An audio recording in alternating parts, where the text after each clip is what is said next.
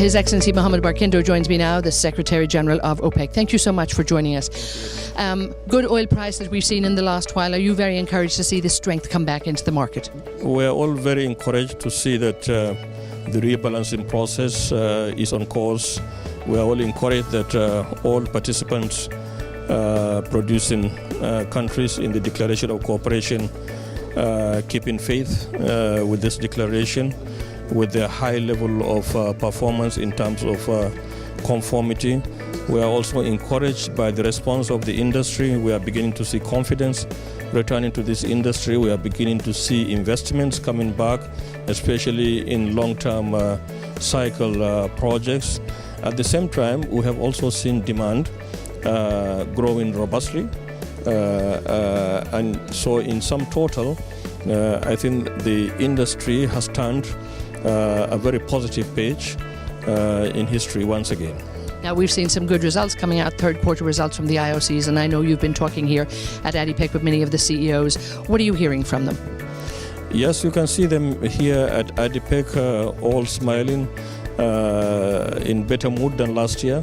The financial results, the quarterly results, third quarter have all been very positive across the board. Thanks to the efforts of OPEC and non-OPEC joining hands together in restoring stability to this market that had eluded it for several years at great expense, not only to the companies but to all producers, and for the first time also to consumers. Now, you say you don't see any peak oil till 2040 when we look at your reports and look at your results. And again, you're taking a long-term view on looking at population growth and really looking at the economies. But 2040, that's your view at the moment, and maybe beyond that? Well, our focus period is up to 2040.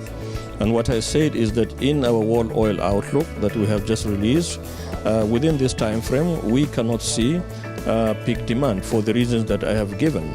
Population growth is continuing. 1.8 billion people coming into this world from now to 2040.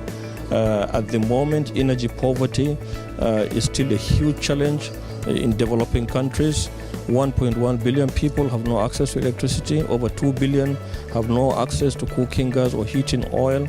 So the global community has a responsibility to ensure that the energy transition is all-inclusive and addresses the fundamental rights of peoples to have access to energy, as also enshrined in the United Nations development goals.